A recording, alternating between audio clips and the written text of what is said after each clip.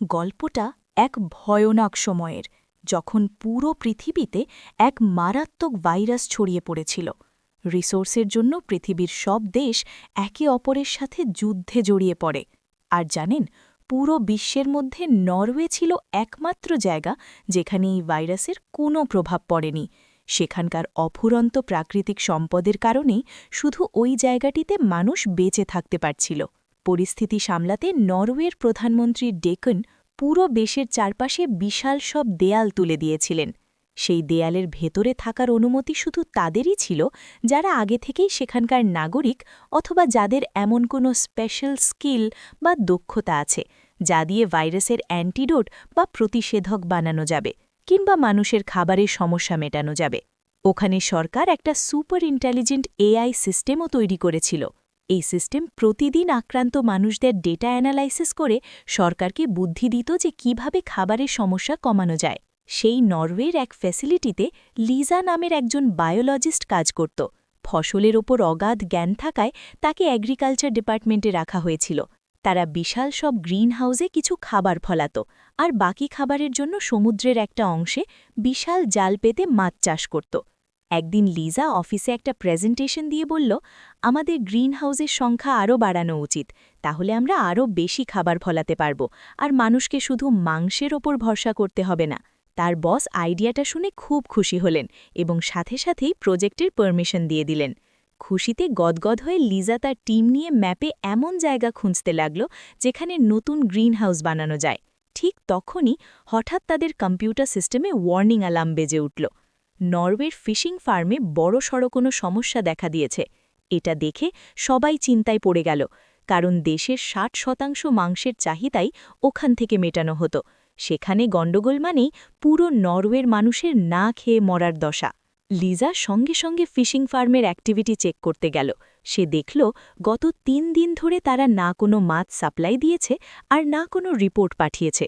চিন্তিত হয়ে লিজা ফার্মের ম্যানেজার জেমসকে কল করল, কিন্তু জেমস ফোনটা রিসিভ করেই ধপাস করে কেটে দিল। ব্যাপারটা সুবিধাজনক না দেখে লিজা একটা ড্রোন পাঠালো ফিশ ফার্মের দিকে। ড্রোনের ক্যামেরায় ওপর থেকে সবকিছু নর্মালি মনে হচ্ছিল।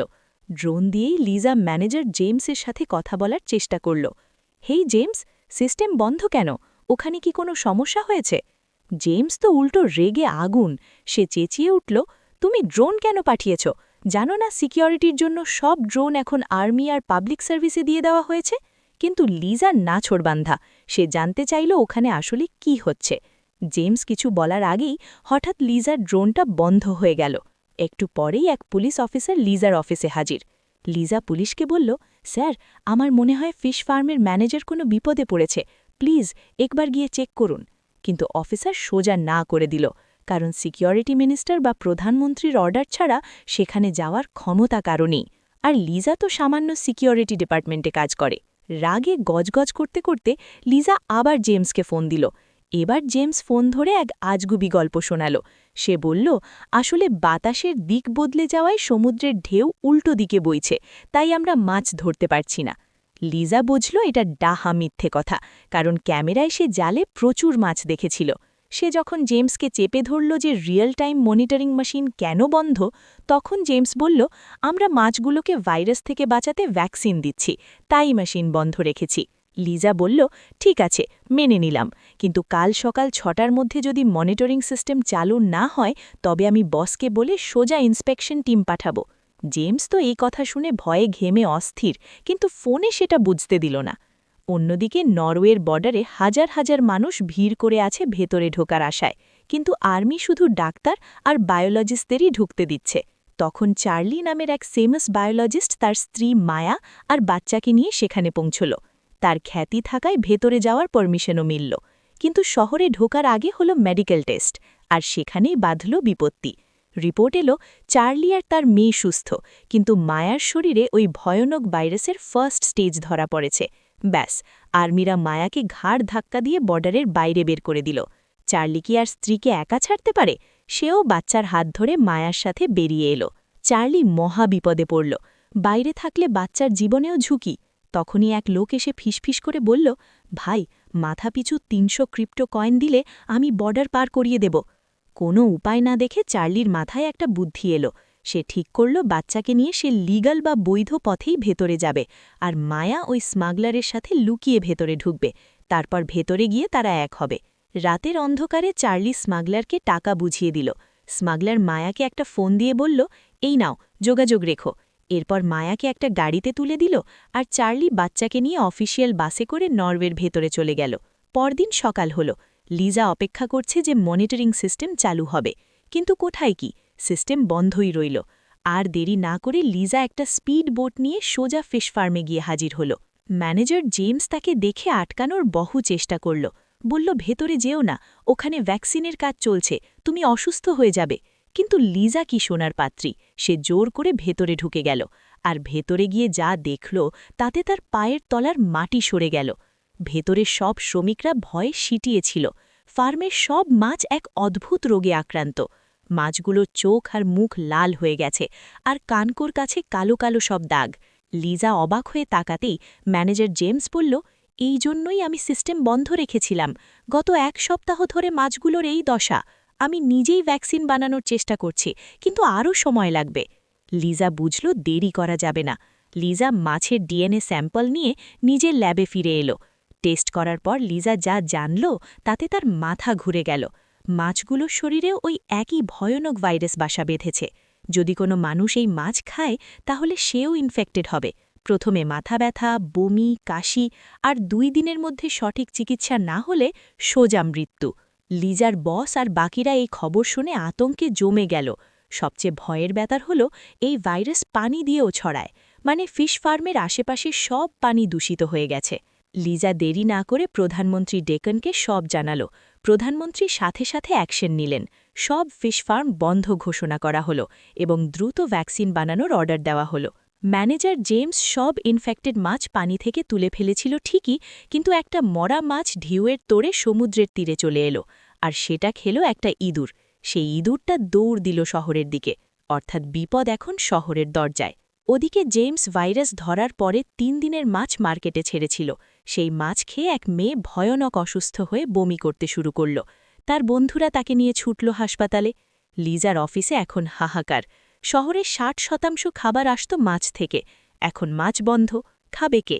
লিজা তখন এক প্রস্তাব দিল, আমাদের স্টোরে যে ফ্রোজেন বা বরফ করা মাছ আছে সেগুলো মার্কেটে ছাড়ি, ওগুলো দিয়ে 5 মাস চলে যাবে, এর মধ্যে আমরা ভ্যাকসিন বানিয়ে ফেলব।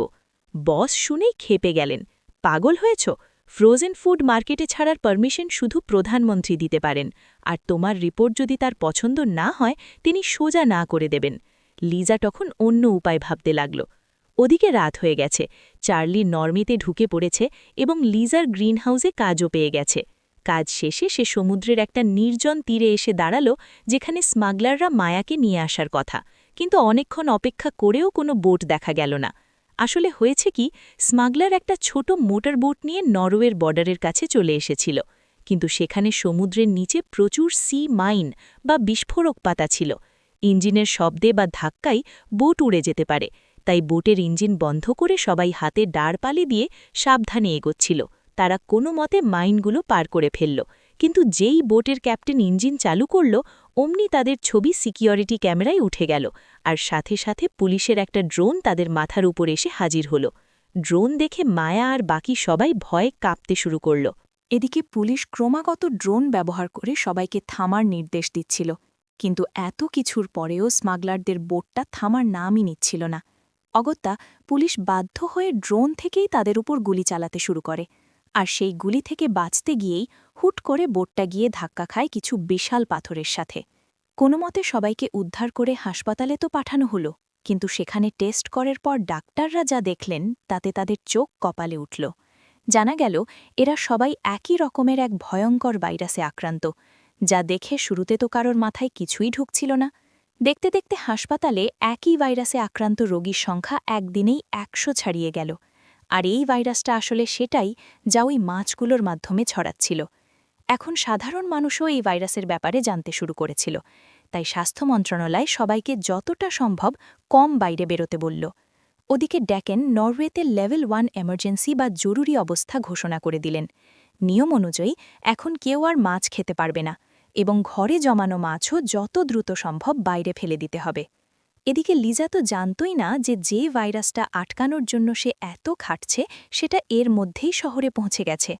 আসলে লিজা তার অ্যাসিস্ট্যান্টকে নিয়ে সাগরের জলের কিছু স্যাম্পল বা নমুনা সংগ্রহ করতে এসেছিল, যাতে বোঝা যায় এই ভাইরাস জলে এলো কোত্থেকে। প্রথমে তার মনে হয়েছিল হয়তো বর্ডারের বাইরে থেকে কোনো আক্রান্ত মাছ নরওয়েতে ঢুকেছে, অথবা সাগরের জল থেকেই ভাইরাসের জন্ম। সে জলের স্যাম্পল ল্যাবে নিয়ে গিয়ে পরীক্ষা করল, আর রেজাল্ট দেখে তো তার পায়ের নিচ থেকে মাটি সরে গেল।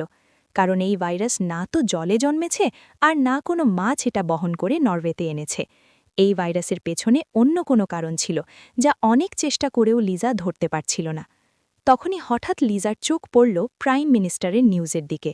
সেটা দেখে সে বুঝে গেল বাইরের দুনিয়ার তো 12টা বেজেছেই, এখন এখানেও 13টা বাজতে চলেছে। সে নিশ্চিত হল যে সেই ভয়ঙ্কর ভাইরাস শহরে ঢুকে পড়েছে, যা সত্যিই চিন্তার বিষয়। ওদিকে কোস্টাল গার্ডরা সাগরের নিচে 2টো ডেড বডি বা লাশ খুঁজে পায়। এগুলো ছিল সেই স্মাগলারদের। টেস্ট করার পর ডাক্তাররা বুঝলেন মাছের শরীরে যে ভাইরাস ছিল এদের শরীরেও হুবহু সেটাই। আর এখন সেই ভাইরাসই শহরে দাবানলের মতো ছড়িয়ে পড়ছে। যদিও এটা ডাক্তারদের প্রাথমিক ধারণা ছিল, এক্সপার্টরা তখনও লাশগুলো পরীক্ষা করেনি। কিন্তু কেস বা রোগীর সংখ্যা হু হু করে বাড়ছিল। আর সবচেয়ে ভয়ের ব্যাপার হল এই ভাইরাস প্রতি ঘণ্টায় নিজেকে পরিবর্তন বা ইভলভ করছিল। পরিস্থিতি বেগতিক দেখে ড্যাকেন সাথে সাথে লেভেল 2 এমার্জেন্সি ঘোষণা করে দিলেন। নিয়ম হল কোনো এলাকায় বেশি রোগী পাওয়া গেলেই সেখানে পূর্ণ লকডাউন, আর সেখান থেকে কেউ বেরোতে পারবে না। এই খবর শুনে লিজার মাথা তো কাজ করাই বন্ধ করে দিল। এত পড়াশোনা করেও সে এমন ভাইরাস জীবনে দেখেনি যা এত দ্রুত রূপ বদলায়। আর মাত্র একদিনেই এত রোগী। তাই আরও বিস্তারিত জানতে সে আবার সেই ফিশ ফার্মের ম্যানেজারের সাথে কথা বলতে গেল। গিয়ে দেখল ফার্মের বাইরে কর্মীরা প্রচুর পচা মাছ ডাস্টবিনে ফেলছে। দৃশ্যটা লিজার কাছে অদ্ভুত লাগল, তবু সে ভেতরে গেল। ঠিক তখনই দেখা গেল কয়েকজন ডাক্তার ম্যানেজারকে স্ট্রেচারে করে পুরো পলিথিনে মুড়িয়ে সিল প্যাক করে বাইরে নিয়ে আসছে। ম্যানেজার নিজেই ভাইরাসে আক্রান্ত, আর তার অবস্থা অন্যদের চেয়েও খারাপ। এই হট্টগোলের সুযোগ নিয়ে লিজা সেখান থেকে কয়েকদিন আগের সিসিটিভি ফুটেজ চুরি করে সোজা নিজের অফিসে চলে এলো। কিন্তু অফিসে ফিরতেই আরেকটা দুঃসংবাদ, তাদের গ্রিন হাউসের টমেটোতেও নাকি ভাইরাস ছড়িয়ে পড়েছে, প্রচুর ফসল নষ্ট। টমেটোগুলোর এই দশা সবার আগে চার্লিই দেখেছিল। একজন উদ্ভিদ বিজ্ঞানী বা বটানিস্ট হওয়ার কারণে সে দেখেই বুঝেছিল দাল মে কুছ কালা হ্যায়। লিজাকে সে বলল, আমার মনে হয় কোনো আক্রান্ত প্রাণী এই ভাইরাস এখানে এনেছে, তাই পুরো এলাকা জীবাণুমুক্ত করার পাশাপাশি ওই প্রাণীটাকেও খুঁজতে হবে, আর সম্প্রতি তোলা সব টমেটো আবার চেক করতে হবে। যদি তাতেও সমস্যা থাকে তবে এই গ্রিনহাউসের পুরো ফসল পুড়িয়ে ফেলতে হবে। চার্লির কথা শুনে লিজা বুঝল লোকটা সত্যিই খুব ভালো। যেখানে বিপদের সময় মানুষ নিজের স্বার্থ খোঁজে, সেখানে চার্লি মানুষের প্রাণ বাঁচাতে নিজের এত সাধের গ্রিনহাউসে আগুন লাগাতেও প্রস্তুত।